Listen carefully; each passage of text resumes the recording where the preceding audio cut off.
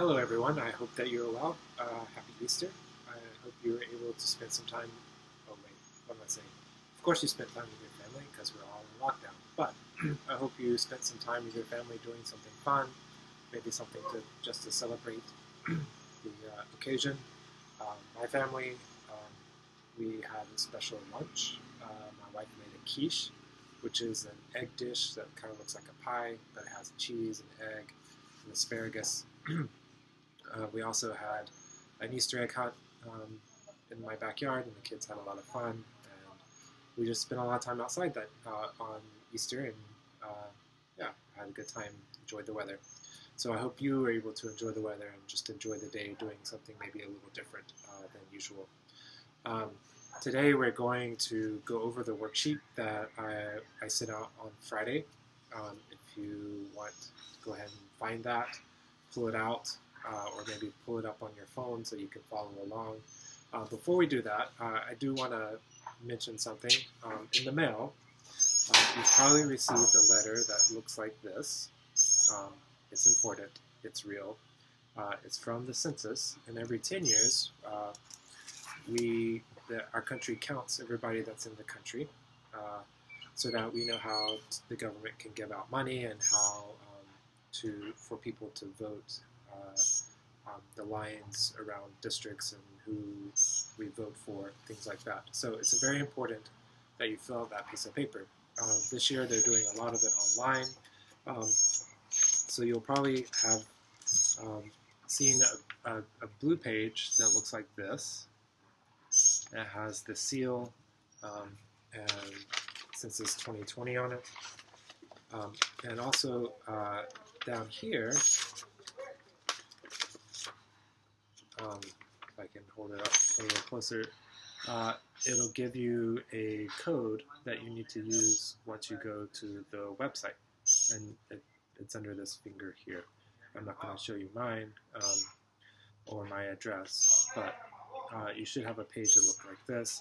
It has an address for in Washington, and it has a website that says mycensus.gov. Make sure it has the gov on it, otherwise it's not the real website. If you do not fill out this piece of paper, someone will come to your house eventually and knock on your door to ask you questions about who lives in your house, how many people live there, their names, age, etc. They should not ask for money, and they should not be asking for your social security number or any personal information like that. It should be just your name, your age, your birthday, and where you're from, like what your race is. If they ask for anything like social security number or they ask for money, they are not real, and do not give them that kind of information. So everyone has to do it. If you do not do it online, then someone will probably come to your door to ask you these questions. It's real simple. You have to follow the instructions online. You enter the code that's on the piece of paper to log in, and then you have to enter your name and the number of people in your household, and then the names of all the people in your household, and then their birthdays, and then where they're from, and that's about it, and then you're done. So if you haven't done so already, go ahead and do it. Make sure you go to mycensus.gov. If you have one of those pieces of paper, make sure you have the code on it, because you'll need that. Otherwise, I don't think you can log in. So with that said, my public service announcement for today, we're going to go over the worksheet that I gave you on Friday.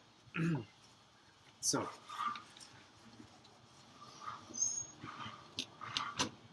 before we actually read it, since hopefully you've already read it, I'm going to go over a few words so that when I read it, you'll have a better idea of what we're talking about.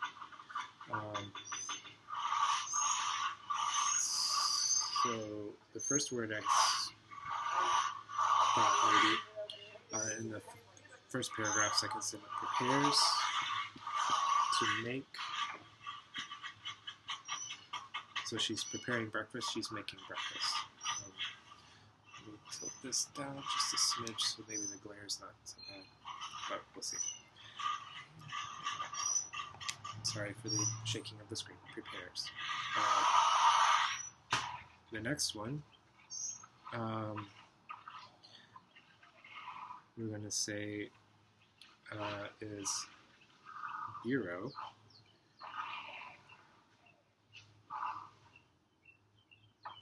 This comes from French, but we use it a lot in government to name a type of office. So it's an office or department. By office, I mean a group of people. An office or department with a specific job.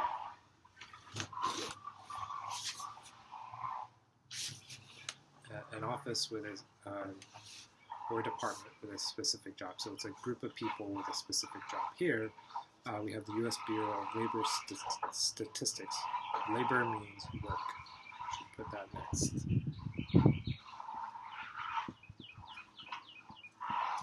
So a lot of the offices that focus or work in a specific area, we might call a bureau. A very famous bureau in the United States is the FBI, which is the Federal Bureau of Investigation. So it's the government office that investigates. So like in the cities you have police, and then in the state you might have a state level. In Texas, do you know what it's called? Give me a second to think. It's called the Texas Rangers. Maybe you've heard of them. On the federal, so for the whole country, they are not. So for police, they can only do police things in the city. For the Texas Rangers, they can go all over the state, but they only can be in the state. For FBI, federal, means the whole country. They can investigate crime or something like that in the whole country. So bureau, get back to where I was going. Bureau is just a specific office. So the FBI is a specific office that does investigations for the whole country, crime investigations for the whole country. Labor means work. Labor Day, everyone celebrates people who work and we take off from work. So labor is work. And then statistics. This is a math concept.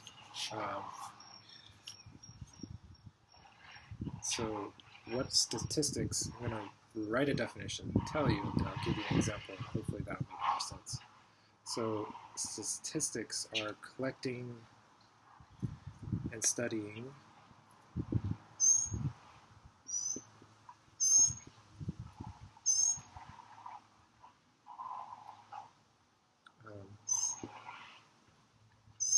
large groups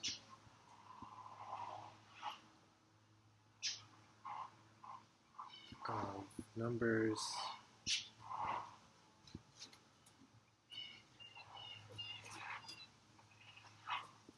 to make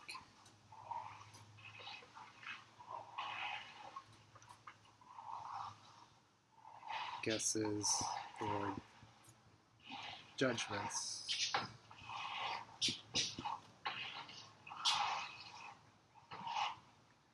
about groups in a whole.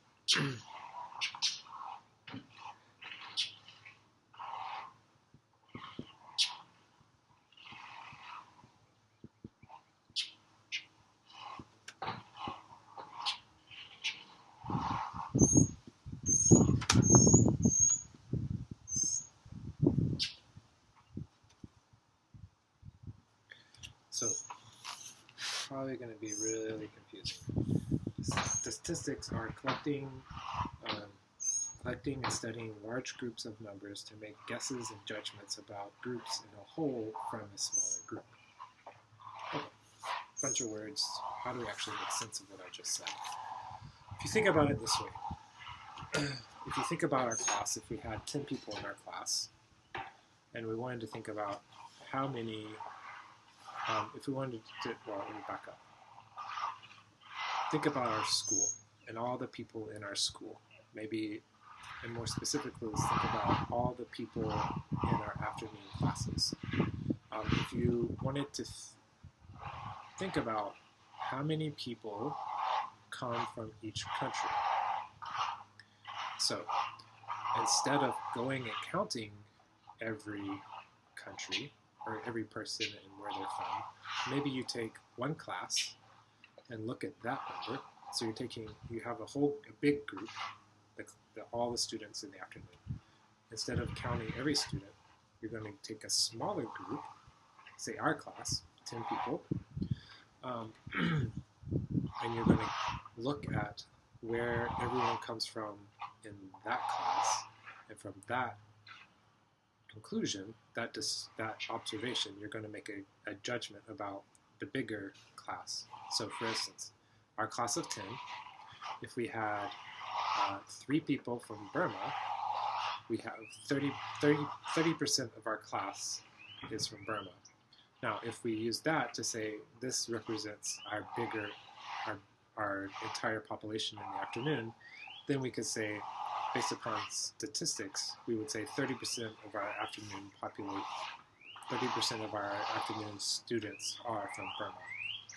So we're taking a small group, looking at how that group is put together, and then making a guess or a judgment based upon that small group about the bigger group.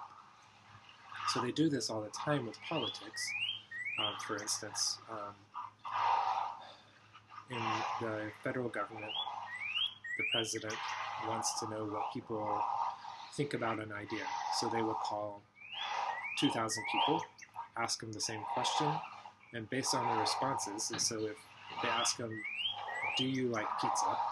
And out of we'll go with 1,000, make it easier on me. Out of 1,000 people, if 425 people said, no, I do not like pizza, then they would say that 42.5% of the country does not like pizza based upon the answers of those 420 people, or 425 people. So you're taking a smaller group, asking them, getting a certain information or asking them a question, finding out their answer, and then using the answers from that smaller group to make a statement about the bigger group.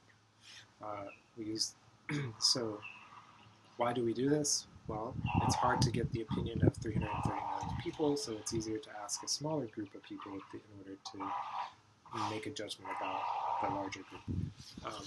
So that's how we use statistics a lot of time. So there's a whole bureau, a whole office in the government that looks at those trends, those ideas about work. They're looking at work statistics and the numbers and making guesses and interpreting and understanding those numbers and how it connects to the larger whole in our country. Okay, so statistics. Fun, right? All right, I'm going to erase this so I can write some new words.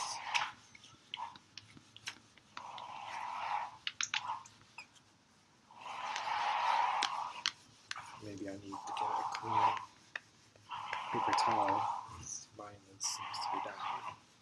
Erasing as well. Personal narration as we go along, just to pass the time. Commuters is the next word. Commuters are people who live in one location and travel to work in another. So commuter are people who travel, essentially people who travel for work. I commute for work. I live in Dallas, and then I drive 30 minutes across Dallas to Garland to commute, to get to work. So I commute to work. If you live in Garland and you work in Irving, then you're commuting to Irving. You live in Garland and then you work in Irving, so that you're commuting, you're going from traveling from one place to the other. That's a commuter.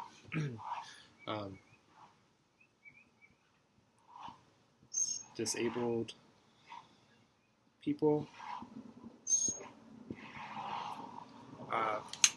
There are other words we might use, but think people in wheelchairs for a visual.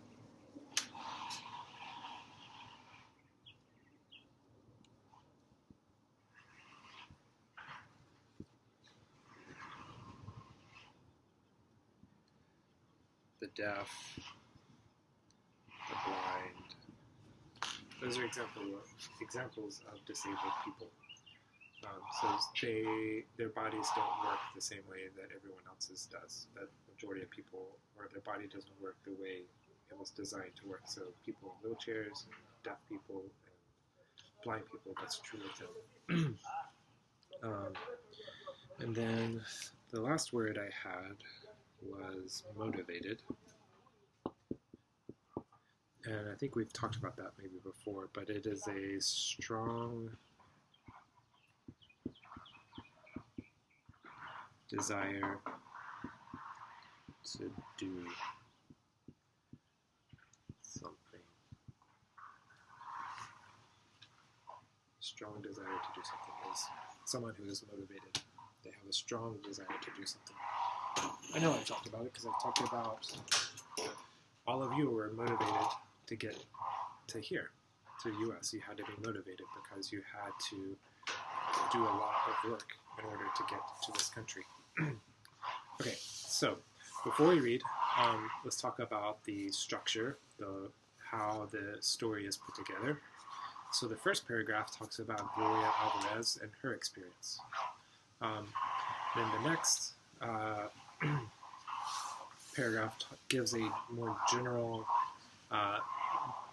facts about telecommuting, how many people actually telecommute, and then the third paragraph talks about benefits or good things for the employees, so the people that work at a company, and then the fourth paragraph talks about the benefits or the good things that the employers or the people who own the business, who give the jobs, the benefits that they get from telecommuting.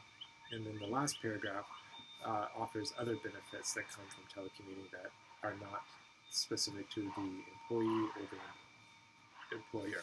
So that's the basic structure, the basic how the paragraph is put together. Start with a personal story about one person's experience.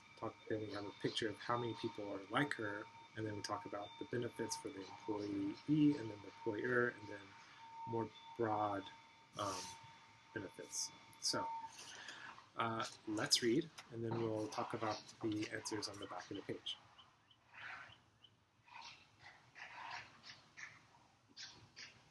Okay, the title, The Benefits of Telecommuting.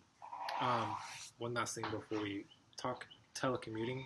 The question before is think about other words that have the prefix tele. Telephone is another example. So, just another word that has tele as a prefix. So let's read. The benefits of telecommuting. Gloria Alvarez gets up at 6:30 a.m. each weekday morning and goes into her kitchen. There, she makes coffee and prepares breakfast for her 2 teenagers. After the children take off for school, she heads for work. Most days, she gets dressed first, but once in a while, she works in her pajamas. No one cares because Ms. Alvarez is one of a growing number of Americans who telecommute or telework. That is, they work from home and they use technology, a computer, phone, and fax machine to stay in touch with their workplace. According to the U.S. Bureau of Labor Statistics, More than 14 million Americans telecommuted in 2004. They worked at home between 1 and 5 days a week. Many commuters are mothers like Alvarez, who works from home full-time as commuter service representative for a major clothing company. Telecommuting has great advantages for both workers and employers. For workers, the best benefit is the time they save because they don't have to travel. Parents who telecommute can spend more time with their children and are available to take care of family responsibilities. Working at home is also convenient for disabled people or others who have difficulty traveling. In addition, telecommuting gives workers more opportunities because, thanks to technology, they can work for companies that are not near their homes. Employers also benefit when workers telecommute. They save money because they don't have to need as much office or parking space. Their workers are less likely to leave the company and look for another job because they are more motivated.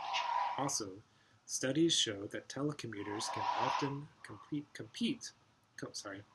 complete more work in less time because they don't have to deal with other office interruptions. Research shows that almost half of U.S. workers have jobs that they can do at home at least part of the time. Examples are managers, telephone salespeople, writers, computer programmers, artists, and customer service representatives. In the future, if all the people are able to work at home, they can avoid miles of driving and save millions of gallons of gasoline. In this way, telecommuting could help not just workers and companies, but also the Earth. Okay, so let's go over the answers in the back.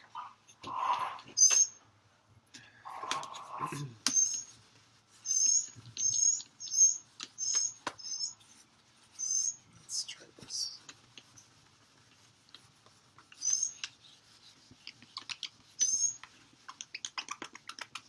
It's a little cold outside today, so maybe that is affecting my ability to erase as well.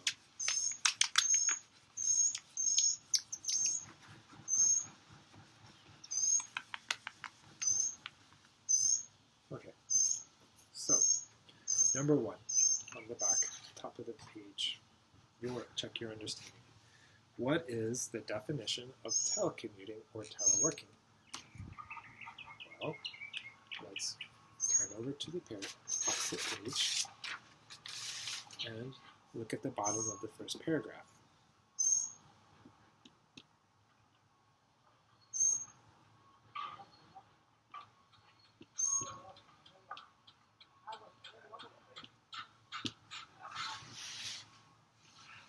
The definition is they work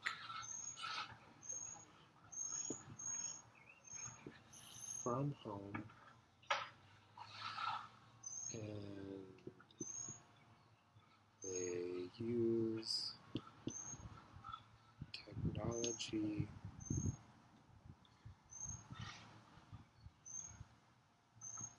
to stay in touch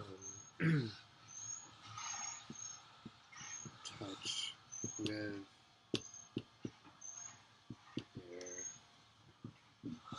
their workplace.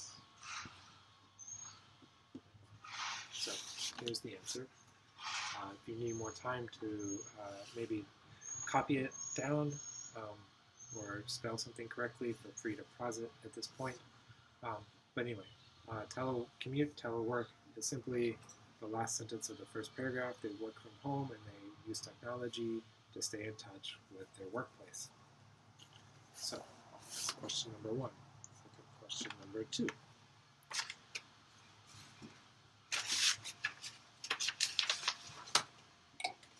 Approximately, so not the exact number, but about how many Americans worked at home in 2004.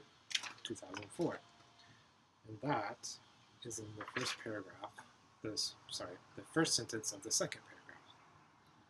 That number is 14 million. Short answer, easy. Number 3. what are the benefits? So what are the good things of telecommuting for workers? So there were three. Saves time. This is abbreviation for because. They don't have to travel. It saves time because they don't have to travel. And some examples of how that is good is that they're able to spend more time with their children, right? Where they're able to do more things around the house and they don't have to lose that time going back and forth. So it saves time and they get to spend more time with their family or with their children. So that was example benefit number one. Benefit number two, it's convenient.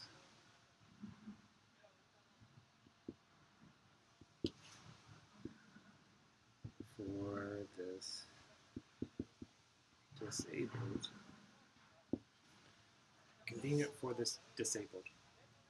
So if you cannot drive, it is very hard for you to get to places.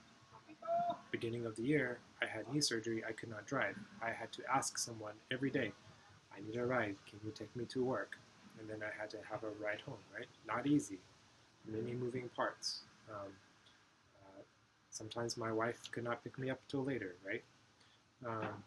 And so it's hard. And so if you can just work from home, it solves the problem of needing a ride all the time.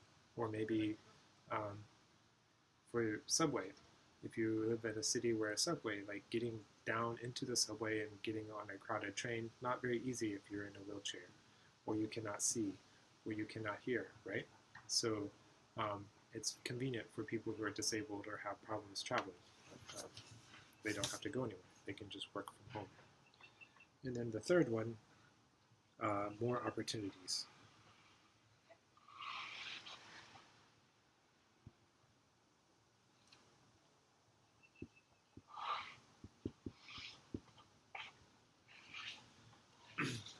Often we find jobs that are close to home. And sometimes we may be limited. We're not able to do certain jobs because they're not near our house and we cannot get to them. But because of technology now, and especially now, I feel like this is very relevant in where the season we are living in, because many of us are using technology to communicate. I'm teaching a class through the internet, right? I am not seeing you face to face. I am talking to you over the computer. Many people are having meetings over the computer. I have a friend who lives in New York City, but he and his family left right before the city shut down. And he's been in North Carolina, and he is using the internet and the telephone to communicate with his work, right? So here, this is a very relevant topic that we're talking about, telecommuting, teleworking, because many of us are doing that now. And it allows for more opportunity. We don't have to be in one city in order to work in another. I'm here, and my video is going all around Dallas County, maybe even Collin County, depending on where you live. And so we are able to still work together, even though we are very in different locations. And so even my friend also, he does not have to be in New York to do his work. So there are more opportunities for work. There are more jobs that can happen because of telecommuting. It allows people to be close, not in person, but over the internet. Probably more than you wanted to know, and probably you realized and recognized that, but just wanted to be clear. All right, so that was 1 through 3. Do number 4, 5.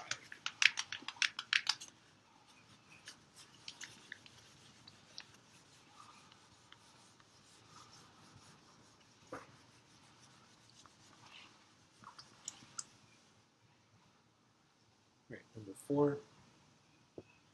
what are the advantages for employers? So we talked about what's good for the worker or for the employee. Now let's talk about for the employer, the person who gives the job.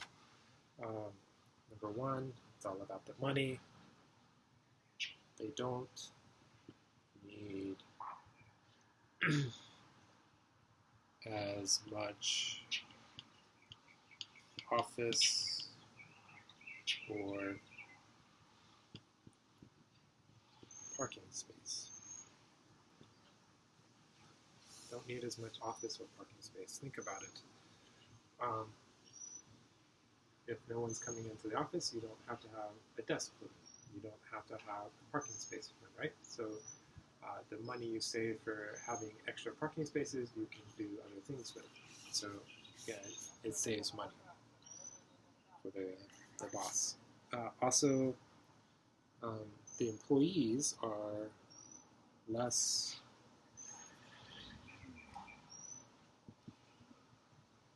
likely to leave the company. So through telecommuting, the article says the employees, the workers are more motivated, so they're less like they want to do the job and they're going to keep doing the job and they're not going to go find the next job. So they're less likely to leave the company. Why is this important?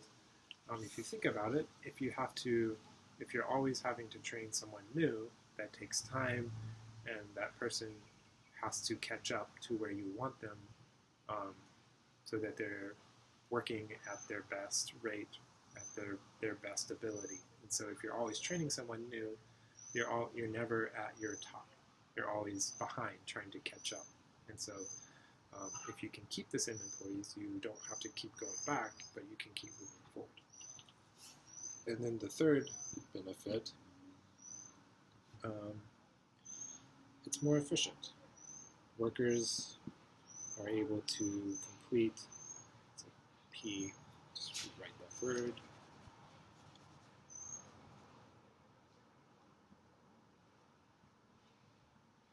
Complete work less time. There's not as many interruptions, so the worker is able to focus, and they are able to get more work done. If you're able to get more work done, you will produce more. And so there's not as many meetings going on, people coming by your desk. You can just focus and get your work done, so you're able to do more work. Good, because there's less distractions like meeting and other people. So that's the section 1 on Check Your Understanding. Let's do part 2, Build Your Vocabulary. So in English, we like to put, sometimes we use verbs and then add a preposition to that word, and it changes the meaning. A question one of you asked earlier in the spring maybe, was about alarm clocks and they go off, right? Here's an example of a verb, go, and then adding the preposition off, and it changes the meaning of the two words and gives a new meaning. So when the alarm goes off, it means it starts ringing, right? So here we have some more of these examples of how we put a verb and a preposition together to give us a new meaning. We use these in the paragraph. So number 1, get up. That means, which is the letter F, and that means rise from bed. Number 1, get up is F, rise from bed. Number 2, take off. So take off can have multiple meanings, like take off your clothes. But in this one, take off means this letter E, which means leave.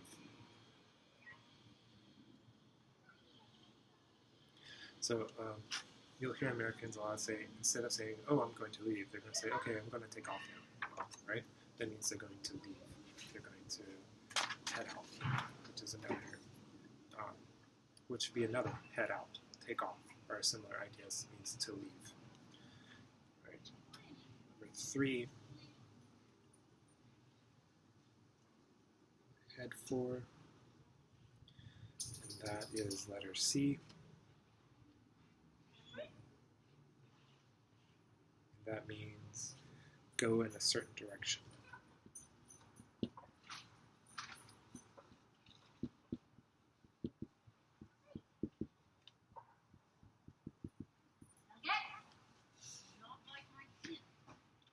Head for. Go in a certain direction. I'm going to head for the mall. It means I'm going to go in that direction. I'm going to go in that general direction. Maybe it's not a straight path, so I'm going to have to go this way, then that way, and then maybe that way, and then that way, that way, right? So I'm going to head for. That's my target. I'm just going to move in that direction, go in a certain direction, right?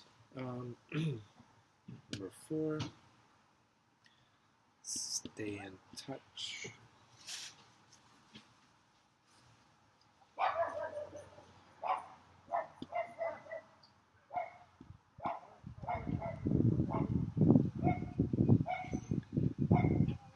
Letter B, which means communicate.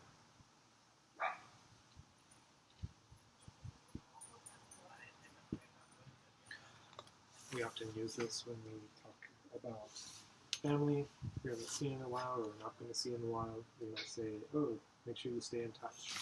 Or a friend we haven't seen in a while and they're about to leave. We're going to say, stay in touch, right? Maybe when our kids go off to college or our friends go off to college, we say, stay in touch. It means communicate, same communication. Number 5, spend time with, and that is letter A.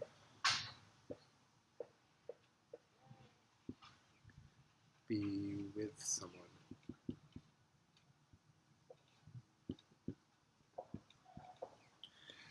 I hope to be able to spend time with you guys very soon. That means to be with you, so that we could have class face to face. Maybe this year, maybe in the fall. Probably in the fall. But I look forward to when we are able to spend time with you, when I'm able to spend time with you again. And then number 6, take care of.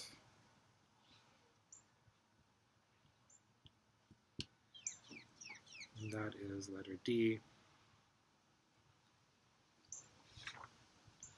Do what needs to be done. Take care of. Letter D. Do what needs to be do what needs to be done. Right? There are many, as working from home and having my 3 young children, there's always a lot to take care of. There's a lot that needs to be done to make sure they are happy, they are safe, that they aren't burning the house down, and so there's a lot to take care of. There are a lot of things that need to be done to make sure those things don't happen and that they are safe and happy. So those are some verb phrases, common verb phrases we use. If you have questions about other ones that you can think of, feel free to text me. Finally, I want you to look at part 3 where it says think about. And number 2 specifically, I want you maybe text me an answer to number 2. What are some disadvantages of telecommuting, right? We are in an age, we are in a season right now where we are told to be at home, which is good. I'm not complaining. We need to wash our hands. We need to stay at home because we don't know who is sick, and we don't want to make other people sick, and we don't want to get sick because we do not always know who is sick, right? So in this age where we are at home and we are having to telecommute and maybe telework, what are some disadvantages? What are some things you can think of? And maybe what are some things you are experiencing now that are disadvantages for teleworking, telecommuting? Feel free to text me those. I'd love to hear those answers. I hope this was some good help, just getting some extra practice reading and thinking through.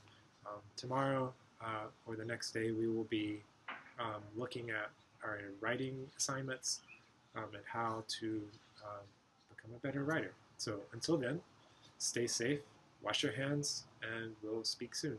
Blessings.